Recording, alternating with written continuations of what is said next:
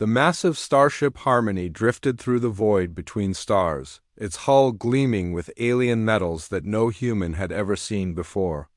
Inside the ship's main conference room, Dr. Amy Collins sat at a curved table that seemed to be carved from a single piece of blue crystal. She looked small compared to the three alien beings seated across from her, but her calm expression showed no fear or intimidation. Commander Vex of the Zentari stood nearly 8 feet tall, his metallic skin reflecting the soft lights of the room. His species had evolved on a world rich in metals, and their bodies had adapted to incorporate these elements into their very being. When he moved, Amy could hear the soft whir of mechanical parts that had replaced his organic joints centuries ago. His eyes glowed with a cold blue light as he studied the human scientist with obvious disdain. To his left sat Krill, a Vorthek whose crystalline body caught and refracted light in beautiful patterns. The Vorthak had no need for organic matter, as humans understood it. They were living crystals that could grow and reshape themselves at will. Krill's voice sounded like wind chimes when he spoke, each word creating musical tones that Amy found strangely beautiful despite his harsh words. On the commander's right floated Flux, a being of pure energy contained within a shimmering field. The lumens had evolved beyond physical form millions of years ago, becoming creatures of light and electrical current.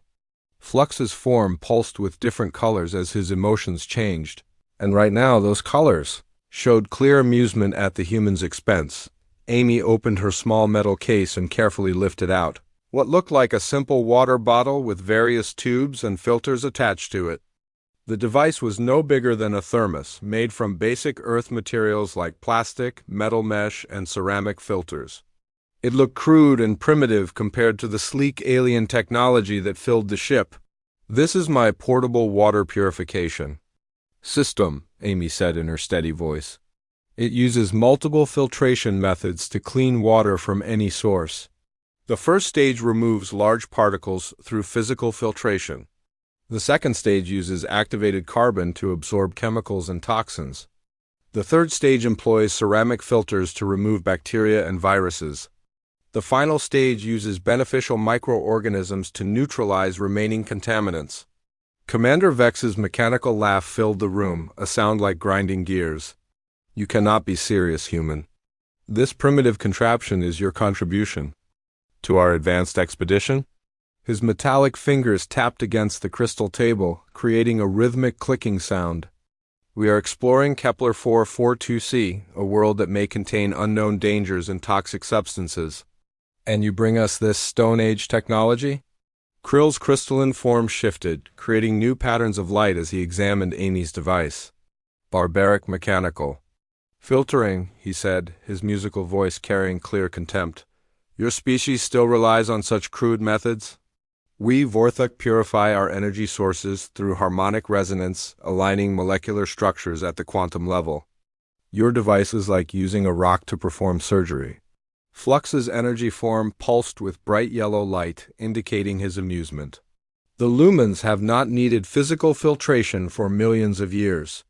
We process energy directly from stellar radiation and cosmic background radiation. This human tool belongs in a museum of primitive civilizations." Amy listened to their criticism without changing her expression. She had expected this reaction. Humans were the newest members of the Galactic Alliance, and the other species constantly reminded them of their junior status. The Zentari had been exploring space for 50,000 years. The Vorthak had mastered quantum mechanics when Earth was still covered in ice. The lumens had transcended physical form before humans had even discovered fire. "Perhaps you would like to demonstrate your superior technology," Amy said calmly. "I would be interested to see how your systems work." Commander Vex's eyes flashed brighter. "Gladly." He pressed a control on his arm, and a section of the wall slid away to reveal a gleaming device about the size of a briefcase. "This is a Zentari quantum purifier. It breaks down any contaminant at the atomic level, rearranging the molecular structure of water to achieve perfect purity. It can process 1,000 liters per minute and eliminate any known toxin in the galaxy. The device hummed to life, its surface covered in pulsing lights and incomprehensible symbols. Amy watched as Vex poured a sample of dirty water into the intake port. Within seconds, crystal clear water flowed from the output, so pure it seemed to glow with its own light. Krill's form brightened as he activated his own system. Vorthic harmonic purifiers work by singing to the water molecules, aligning their quantum frequencies with perfect crystalline structures. Observe, his body began to resonate with a complex harmony of tones, and the water around his device began to shimmer and dance. When the singing stopped, the water had become perfectly still and clear. Every molecule aligned in perfect order. Flux's energy form expanded as he demonstrated the Lumen method. We process liquids by converting them to energy, filtering out impurities at the subatomic level, then reconverting them to matter. The process is instantaneous and achieves purity levels impossible through primitive physical methods. Light poured from his form into a sample of water, which vanished for a moment before reappearing as a perfect sphere of absolutely pure liquid. Amy nodded politely as each alien demonstrated their technology.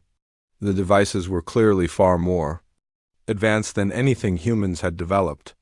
They worked faster, processed more water, and achieved levels of purity that her simple filter could never match. Yet something in her expression suggested she was not as impressed as they expected her to be. "Your technology is certainly advanced," she said finally, "but may I ask a question? What happens if these quantum systems fail? Do you have backup methods?" Commander Vex's laugh was harsh. "Zentari technology does not fail, human. Our quantum purifiers have operated flawlessly for thousands of years. We have transcended the need for primitive backup systems." "And what about power requirements?" Amy continued. "How much energy do these systems consume?" "Energy is no concern for beings of our advancement," Flux replied, his form pulsing with condescending colors. "We have mastered stellar energy capture and quantum power generation. Your primitive concerns about efficiency are irrelevant." Amy carefully packed her water filter back into its case, ignoring the continued chuckles and musical tones of amusement from the aliens. "I understand your confidence in your technology. However, I will still bring my device to the planet's surface. Sometimes simple solutions have unexpected advantages." The three aliens exchanged knowing looks.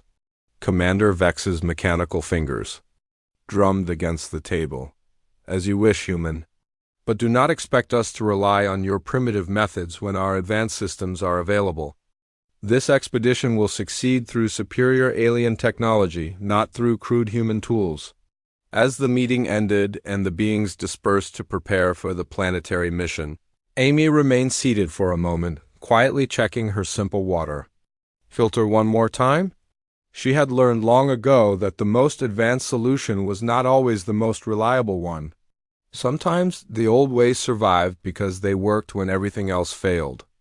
But she kept these thoughts to herself, knowing that the aliens would only laugh at such primitive human wisdom outside the conference room's windows. The planet Kepler 442c grew larger as the Harmony approached its destination. Soon they would all discover whether advanced technology or simple reliability would prove more valuable in the challenges ahead. The shuttle descended through the thick atmosphere of Kepler 442c, cutting through clouds that sparkled with strange colors. Amy pressed her face against the small window, watching as the alien world revealed itself below. Rivers of crystal clear water wound through forests of purple and silver trees, while mountains of what looked like pure quartz jutted up from rolling green plains. The planet was beautiful in a way that made her breath catch in her throat. "Commander." Vex piloted the shuttle with mechanical precision, his metal fingers dancing across controls that responded to his touch with soft chimes. "Atmospheric composition is suitable for all our species," he announced, his voice carrying the same arrogant tone he had used during the briefing.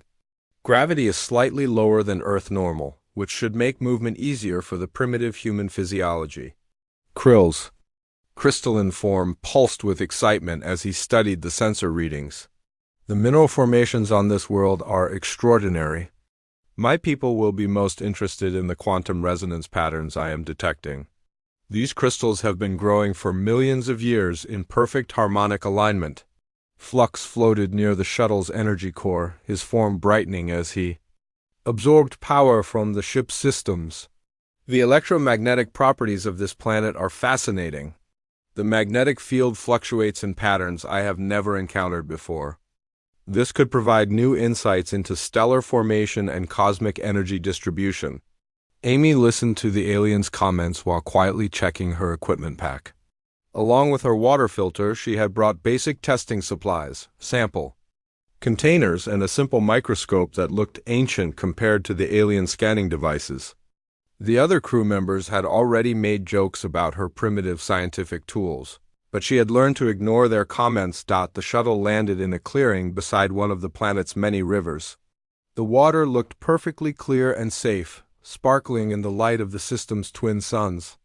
Amy could see fish-like creatures swimming in the shallows, their scales reflecting rainbow colors as they moved through the current. As soon as the shuttle's ramp lowered, the aliens began unloading their advanced equipment.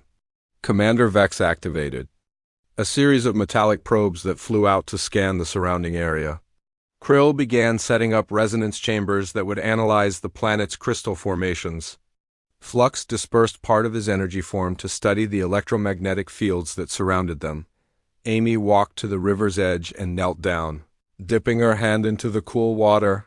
It felt normal enough, but she had learned never to trust appearances. On alien worlds, she filled a sample container and held it up to the light, studying the clear liquid carefully. "The water appears to be perfectly pure," Commander Vex called out as his scanners finished their analysis. "No toxic elements detected, no dangerous chemicals present. My quantum purifiers will have an easy task processing this simple H2O. Amy nodded but continued her own examination. She placed a drop of the river water under her microscope and adjusted the focus. What she saw made her pause. The water was not empty as it appeared. Instead, it was filled with tiny organisms, so small they were barely visible even under magnification. They moved in complex patterns, almost like they were dancing with each other. "Interesting," she murmured, making notes in her simple paper notebook. The aliens had long ago abandoned physical writing, but Amy found that putting pen to paper helped her think more clearly. Krill's musical voice rang out across the clearing. "These crystal formations are remarkable. They appear to be part of a planet-wide network, all vibrating in perfect harmony. The resonance patterns suggest they have been growing for millions of years without interruption." Flux's energy form pulsed with different colors as he studied the electromagnetic readings. "The magnetic field fluctuations are more complex than I initially detected. They seem to follow patterns that correspond to the planet's crystal network. This world may be more interconnected than we first realized." Amy continued studying her water samples, switching between different magnification levels on her microscope. The tiny organisms in the river water were unlike anything in Earth's databases. They appeared to be working together, forming complex chains and clusters that broke apart and reformed in endless cycles. "Commander." Vex activated his quantum purifier and began processing river water for the expedition's use. The device hummed efficiently, its advanced sensors analyzing every molecule before allowing it to pass through the quantum filters. Within minutes, they had a supply of perfectly pure water, free from any contamination. "Superior alien technology once again proves its worth," Vex announced, filling containers with the processed water. "The human can keep her primitive filter as a curiosity, but we will rely on proven quantum purification methods." Amy watched as the aliens set up their base camp using advanced materials that assembled themselves at the touch of a button. Their shelters were perfect domes of crystalline material that adjusted their temperature and humidity automatically. Their equipment powered itself from the planet's electromagnetic field, requiring no external energy sources. Meanwhile, Amy set up her simple tent and portable laboratory. Her equipment required manual assembly and basic power sources, but it was sturdy and reliable. She had learned during her years of field research that simple tools often worked better than complex ones when conditions became difficult. As the day progressed, Amy continued collecting and analyzing water samples from different locations around their camp. Each sample contained the same microscopic organisms, but in different concentrations and arrangements. She began to suspect that these tiny creatures were not random life forms, but part of something larger and more complex. The aliens paid no attention to her work. They were focused on their own specialties, using advanced scanners to study the planet's crystal formations, electromagnetic fields, and quantum properties. Their technology provided detailed readouts and complex analyses that far exceeded anything Amy's simple tools could achieve. When evening arrived, the expedition gathered to share their findings.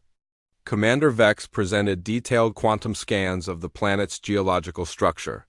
Krill played recordings of the crystal network's harmonic resonance patterns. Flux displayed complex energy maps showing the planet's electromagnetic field patterns. Amy quietly mentioned her discovery of the microscopic organisms in the water, suggesting they might be worth studying further. The aliens exchanged amused glances at her primitive observation methods. Microorganisms are common on most worlds, Commander Vex said dismissively. Our quantum purifiers eliminate such primitive life forms automatically. They are irrelevant to our mission. Krill's musical laugh filled the evening air. The human focuses on tiny, invisible creatures while we study the planet's true wonders. These crystals hold secrets that could advance our understanding of quantum mechanics by centuries. Flux's form pulsed with condescending colors. Perhaps the human should leave the scientific analysis to more advanced beings. We have technology that can study phenomena far beyond the reach of her primitive tools. Amy nodded politely and returned to her simple tent. She spent the rest of the evening examining her samples under the microscope, making detailed drawings of the organisms' behavior patterns. Something about their movement seemed purposeful, almost intelligent, but she needed more time to understand. What she was seeing outside her tent, she could hear the aliens discussing their plans for the coming days. They were excited about their discoveries and confident that their advanced technology would unlock all the planet's secrets. None of them seemed concerned about the tiny organisms that Amy had found in every water sample.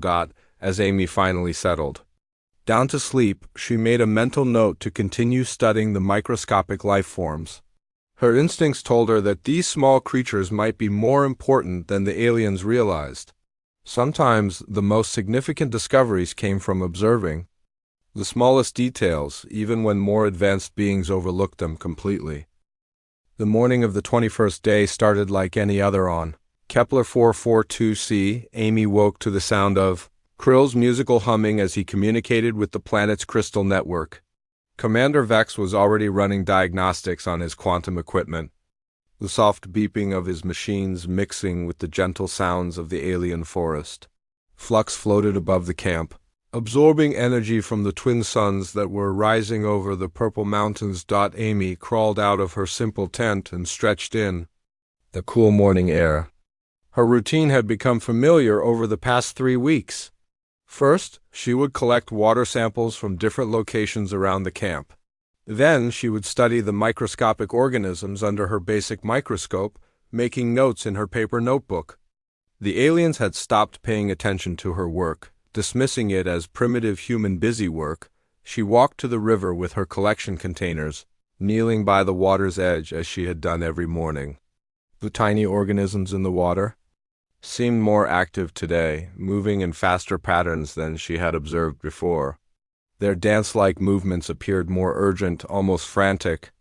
Amy made careful notes about the change in their behavior. Commander Vex's quantum purifier hummed to life as he processed the day's water supply.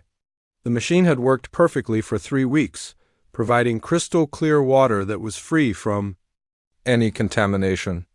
The Zentari commander took pride in his technology's flawless performance, often commenting on how primitive human concerns about backup systems were unnecessary. That was when everything changed. The first sign of trouble was a shimmer in the air around the crystal formations. Krill's musical humming suddenly turned discordant as the planet's harmonic patterns began to shift. The crystals that had been glowing with steady light for weeks started flickering like broken bulbs. The resonance patterns are changing, Krill announced, his voice carrying notes of confusion and concern. The planetary crystal network is entering a new phase. The electromagnetic fluctuations are increasing rapidly. Flux's energy form began pulsing with alarmed colors as he detected the changes in the planet's magnetic field. The electromagnetic variations are becoming extreme. I am reading field strength changes of over 300% in some areas. Amy looked up from her microscope as the air around the camp began to crackle with visible energy. The hair on her arm stood up from the static electricity building in the atmosphere. The twin suns seemed to flicker as electromagnetic waves washed over the planet's surface. Commander Vex's quantum purifier made a sound Amy had never heard before. A grinding noise that suggested something was going wrong inside the machine. The commander's glowing eyes widened as warning lights began flashing on his control panel. System malfunction detected, the purifier's artificial voice announced. Quantum field integrity compromised. Initiating emergency shutdown procedures. The machine's humming grew louder and more irregular. Sparks began shooting from its quantum processing chamber. Commander Vex frantically pressed buttons on his control panel, trying to stabilize the failing system. "This is impossible," he muttered, his mechanical voice filled with disbelief. "Centauri quantum technology does not fail. The system has operated flawlessly for thousands of years." Krill's crystalline form began flickering as his harmonic purifier experienced similar problems. The device that had been singing to water molecules was now producing harsh, grinding sounds that hurt to hear. The perfect crystalline structures it had been creating were collapsing into chaotic patterns. "The quantum fields are interfering with our resonance frequencies," Krill's musical voice carried notes of panic.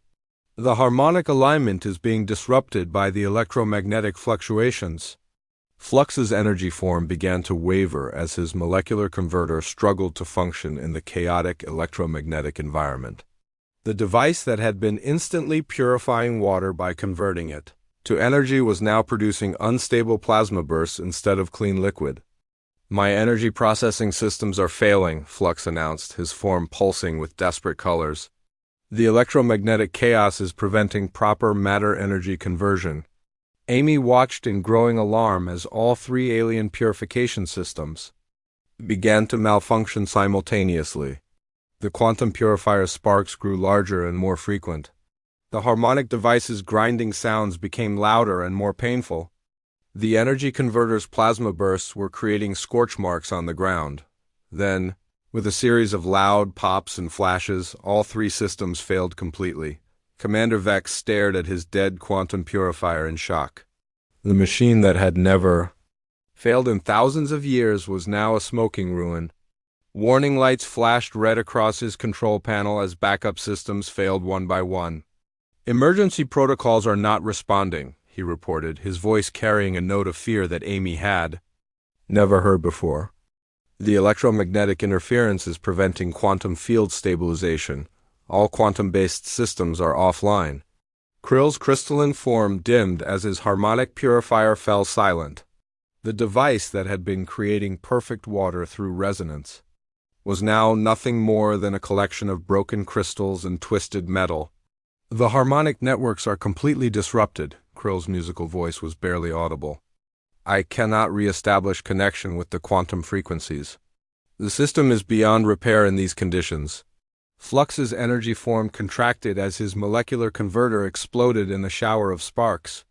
The being of pure energy was having difficulty maintaining his physical coherence in the chaotic electromagnetic environment. "My matter-energy conversion systems are destroyed," Flux reported, his form flickering like a dying light. "The electromagnetic chaos is preventing proper energy manipulation. I cannot process matter in these conditions." Amy stood slowly, her water samples forgotten as she realized the full scope of the disaster. The three most advanced species in the galaxy had just lost their primary means of water purification. Their quantum technology, which had never failed in thousands of years, was useless in the face of the planet's electromagnetic chaos.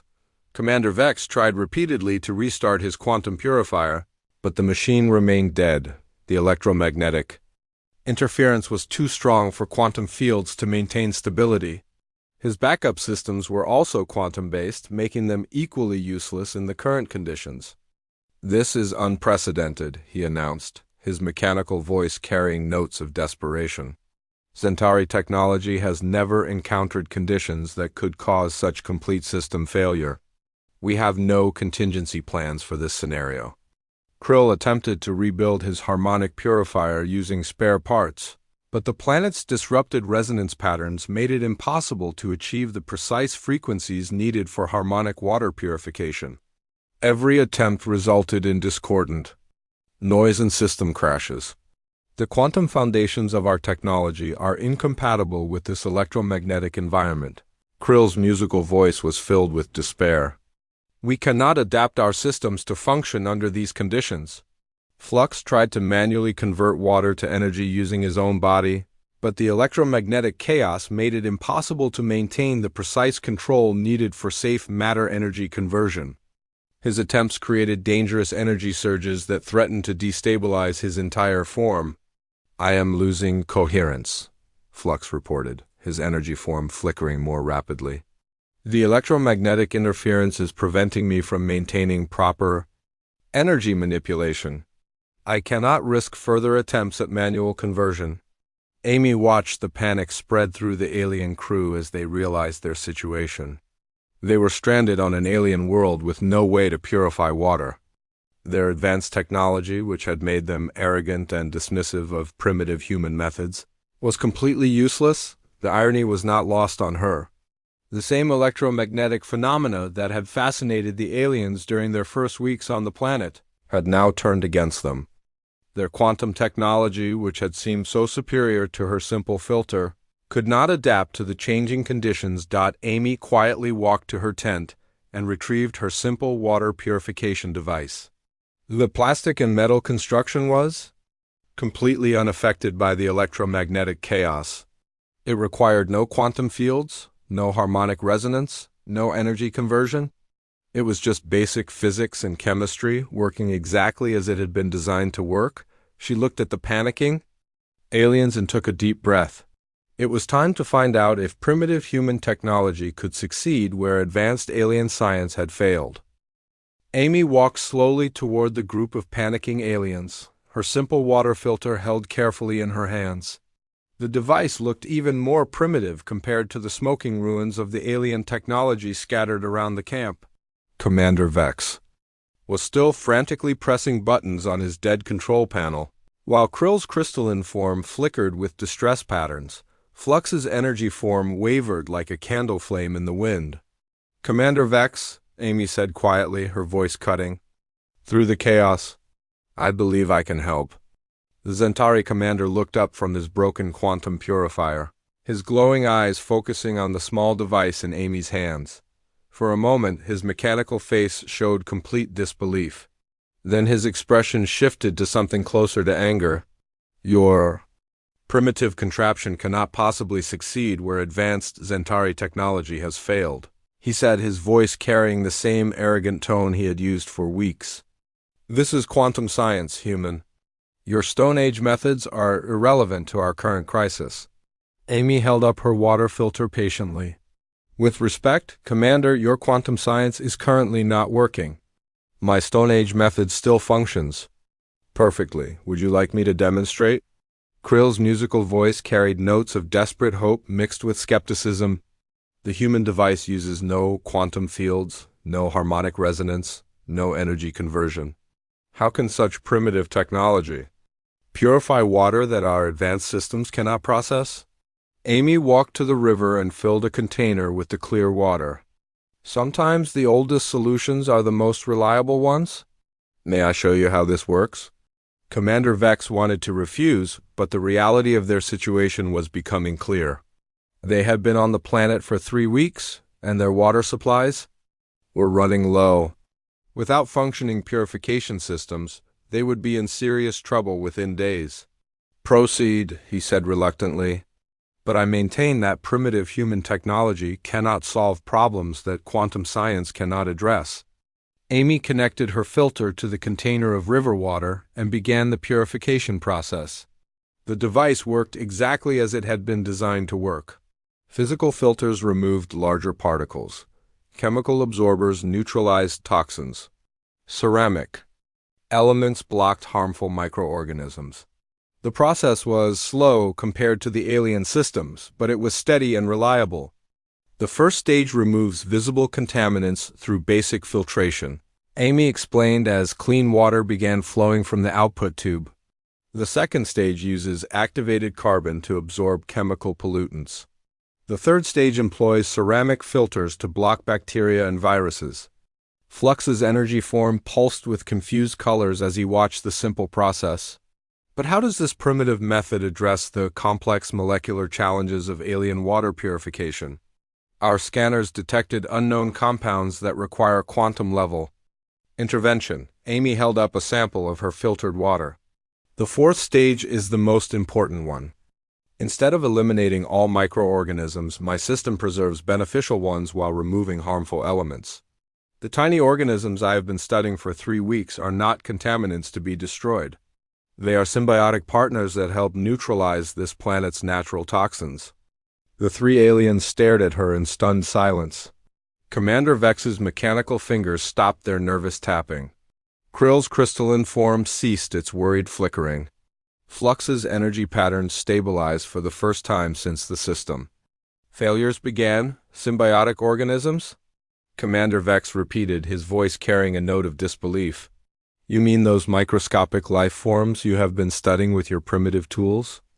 Amy nodded and pulled out her notebook, showing them the detailed drawings she had made over the past 3 weeks. These organisms have been adapting to this planet's environment for millions of years. They have evolved to process and neutralize toxins that would be harmful to visiting life forms. Your quantum purifiers eliminated them completely, leaving you vulnerable to the planet's natural defenses. Krill's musical voice rose to a higher pitch.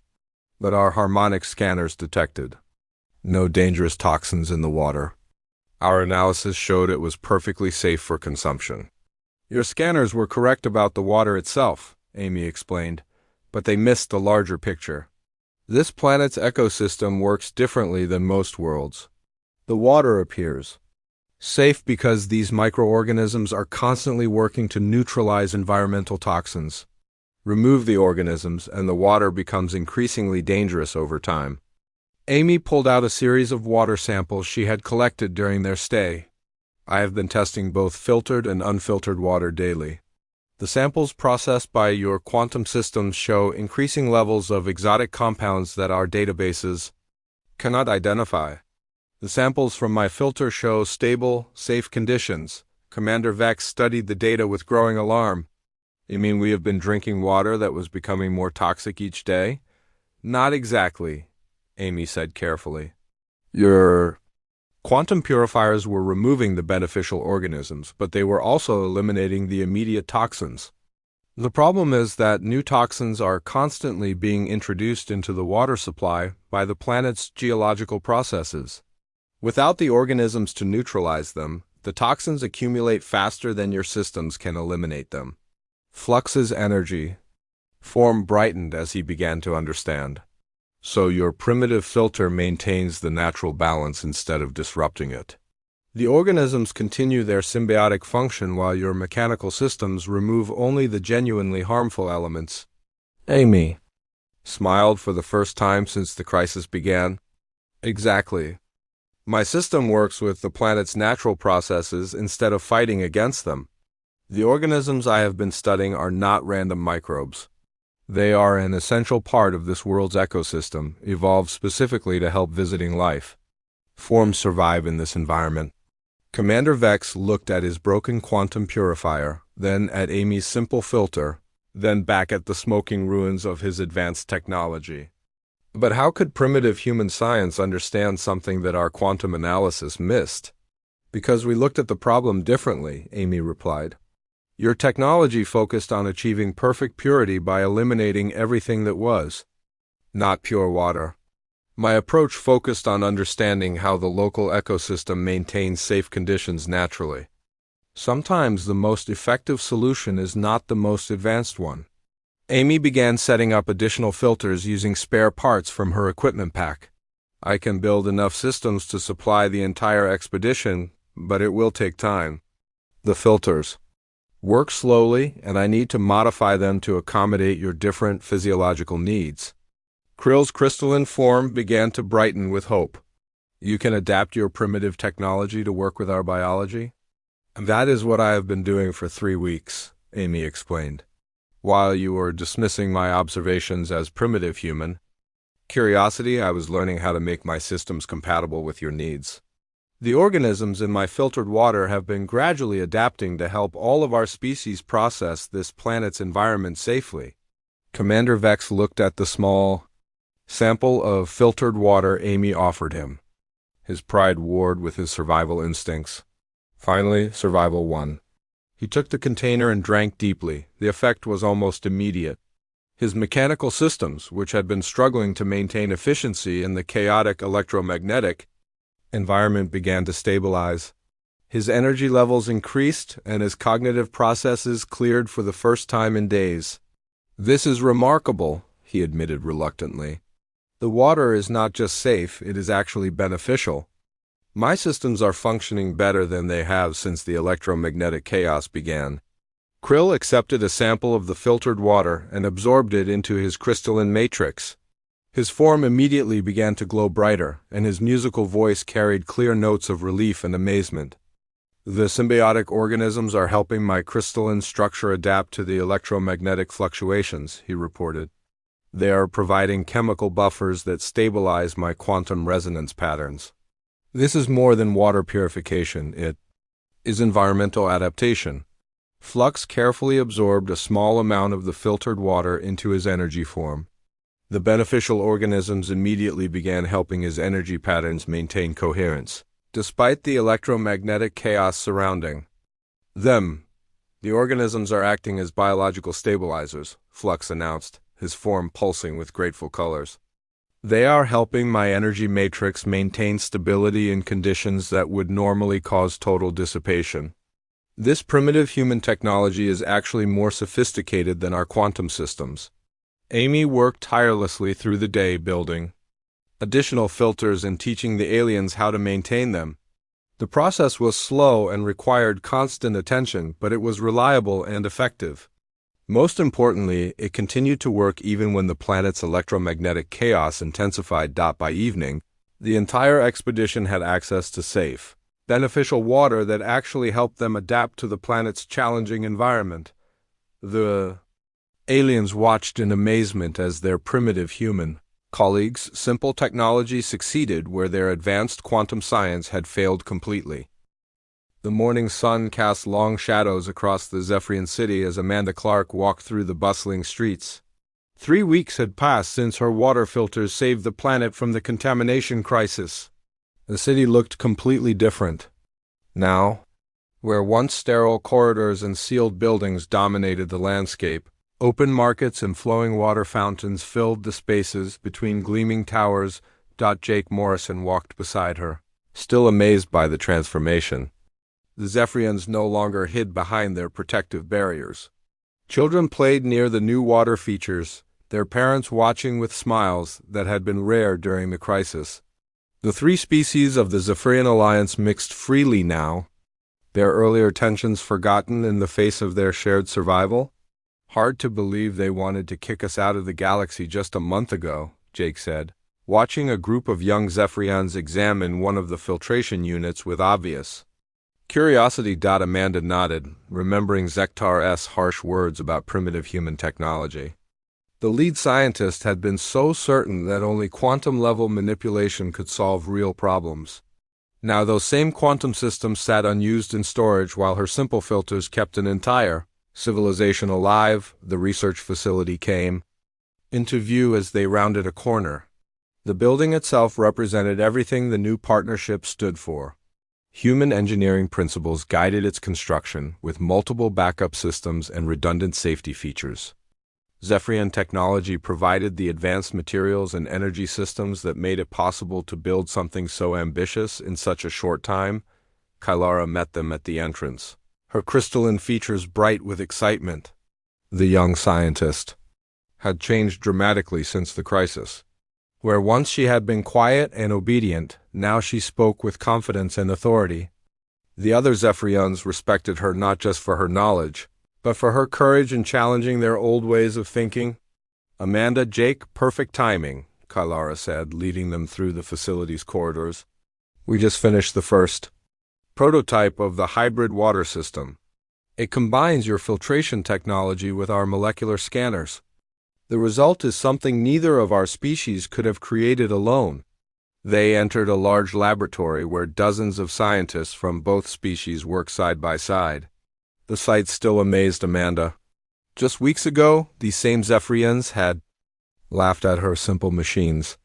Now they studied every detail, trying to understand not just how they worked, but why humans had chosen such different approaches to problem-solving. At the center of the lab stood the new system. It looked like a marriage between human practicality and alien elegance. The basic filtration stages that Amanda had designed formed the foundation, but Zephyrian molecular scanners added layers of detection and analysis that could identify contaminants at levels impossible for human technology alone. "The beauty of it," Kylara explained, "is that it fails gracefully. If the advanced systems stop working, the basic filtration continues. If the basic systems are damaged, the molecular scanners can still identify problems and alert maintenance crews. Neither system depends entirely on the other." Amanda smiled, remembering her engineering professors who had always emphasized the importance of redundancy and graceful failure. Those lessons, learned in simple classrooms on Earth, had now become the foundation for interstellar cooperation. Zektar approached from across the lab, his movements slower than before, but his eyes bright with genuine enthusiasm. The poisoning had nearly killed him, but his recovery had brought more than just physical healing. His entire perspective on science and technology had transformed. "Amanda," he said, his voice carrying none of the arrogance from their first meeting, "I wanted to show you something." He led her to a display case containing a piece of activated carbon, the same material that formed the heart of her water filters. "We have been studying this for weeks now. Such a simple material, yet it can absorb toxins that our quantum systems cannot even detect." Jake watched the exchange with satisfaction. During the crisis, he had worried that Amanda's help might be seen as insulting to Zephyrian pride. Instead, it had become the foundation for genuine respect and friendship between their species. "The carbon works because it is simple," Zektar continued. "It does not try to manipulate matter at the quantum level. It simply provides surface area for chemical reactions to occur naturally.